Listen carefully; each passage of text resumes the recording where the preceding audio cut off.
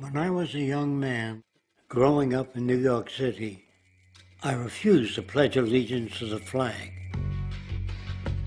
Of course, I was sent to the principal's office, and he asked me, "Why don't you want to pledge allegiance? Everybody does." I said, "Everybody once believed the earth was flat, but that doesn't make it so."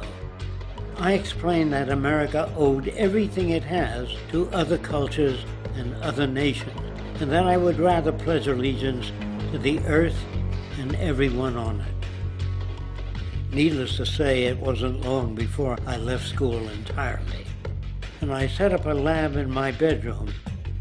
There I began to learn about science and nature.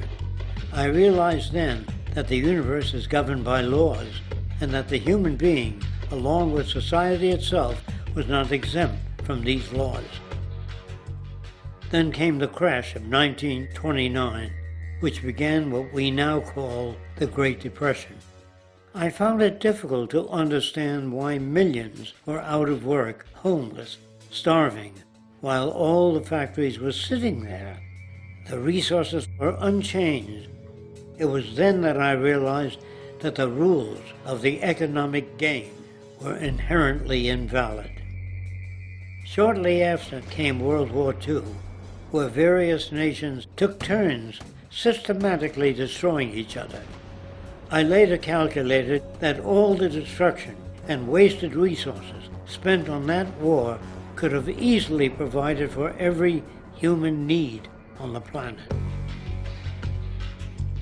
Since that time, I have watched humanity set the stage for its own extinction. I have watched as the precious finite resources are perpetually wasted and destroyed in the name of profit and free markets. I have watched the social values of society be reduced into a base artificiality of materialism and mindless consumption. And I have watched as the monetary powers control the political structure of supposedly free societies.